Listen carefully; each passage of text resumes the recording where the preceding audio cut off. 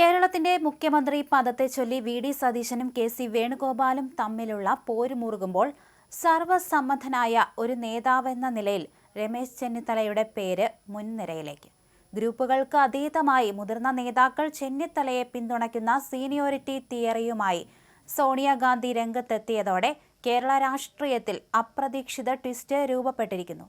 രാഹുൽ ഗാന്ധിയും പ്രിയങ്ക ഗാന്ധിയും കൂടി പച്ചക്കൊടി കാണിച്ചാൽ ചെന്നിത്തല വീണ്ടും നായകസ്ഥാനത്തേക്ക് എത്തിയേക്കും. മുഖ്യമന്ത്രി സ്ഥാനത്തിനായി സതീശൻ പക്ഷവും വേണുഗോപാൽ പക്ഷവും വിട്ടുവീഴ്ചയില്ലാത്ത നിലപാടിലാണ്. സതീശനായി മുസ്ലിം ലീഗും മുരളീധരനും ചരട് വലിക്കുമ്പോൾ ഹൈക്കമാൻഡിലെ സ്വാധീനം ഉപയോഗിച്ച് കെ.സി. വേണുഗോപാൽ കരുക്കൾ നീക്കുന്നു. ഇരുവരും തമ്മിലുള്ള ഈ ശക്തമായ മത്സരത്തിനിടയിൽ പാർട്ടി പിളരുന്ന സാഹചര്യം ഒഴിവാക്കാൻ ചെന്നിത്തലയെ ഒരു കോംപ്രമൈസ് കാൻഡിഡേറ്റായി അവതരിപ്പിക്കാനാണ് സോണിയാഗാന്ധിയുടെ നീക്കം. പാർട്ടിയെ പ്രതിസന്ധി ഘട്ടങ്ങളിൽ നയിച്ച പരിചയവും ഭരണപരിചയവുമാണ് ചെന്നിത്തലയ്ക്ക് അനുകൂല ഘടകമായി ചൂണ്ടിക്കാണിക്കപ്പെടുന്നത്. കെ.സി. വേണുഗോപാൽ പക്ഷം ഇപ്പോഴും വമ്പൻ പ്രതീക്ഷയിലാണ്. ഹൈക്കമാൻഡിലെ തന്റെ വിശ്വസ്തതയും ദേശീയ തലത്തിലുള്ള സ്വാധീനവും പരിഗണിച്ച് തനിക്കു തന്നെ നറുക്കു വീഴുമെന്ന് കെ.സി. കരുതുന്നു. എന്നാൽ കെ.സി. മുഖ്യമന്ത്രിയായാൽ ആലപ്പുഴ ലോക്സഭാ മണ്ഡലത്തിൽ ഉപതെരഞ്ഞെടുപ്പ് നേരിടേണ്ടി വരുമെന്നത് വലിയൊരു വെല്ലുവിളിയായി തുടരുന്നു.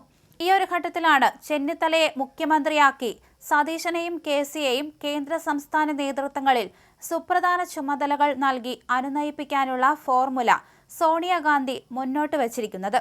യു.ഡി.എഫിലെ രണ്ടാമത്തെ വലിയ കക്ഷിയായ മുസ്ലിം ലീഗിന്റെ നിലപാട് ഈ ചർച്ചകളിൽ നിർണായകമാണ്. ഹൈക്കമാൻഡ് എടുക്കുന്ന ഏത് തീരുമാനവും അംഗീകരിക്കുമെന്ന പക്വമായ നിലപാടാണ് ലീഗ് നേതൃത്വം സ്വീകരിച്ചിരിക്കുന്നത്.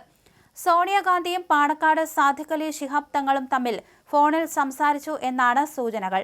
ചെന്നിത്തലയോ സതീശനോ ആരു തന്നെ വന്നാലും ലീഗിന് എതിർപ്പില്ല.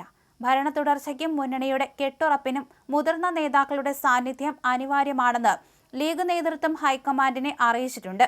രാഹുൽ ഗാന്ധിയും പ്രിയങ്ക ഗാന്ധിയും ഇതുവരെ സതീശൻ പക്ഷത്തോട് അനുഭാവം കാണിച്ചിരുന്നുവെങ്കിലും സോണിയയുടെ ഇടപെടൽ തീരുമാനത്തിൽ മാറ്റമുണ്ടാക്കിയേക്കും. സീനിയർ നേതാക്കളെ തഴഞ്ഞുകൊണ്ട് ഒരു തീരുമാനം എടുക്കുന്നത് ഭാവിയിൽ ഗ്രൂപ്പ് പോര് രൂക്ഷമാക്കാൻ കാരണമാകുമെന്ന് സോണിയ കരുതുന്നു.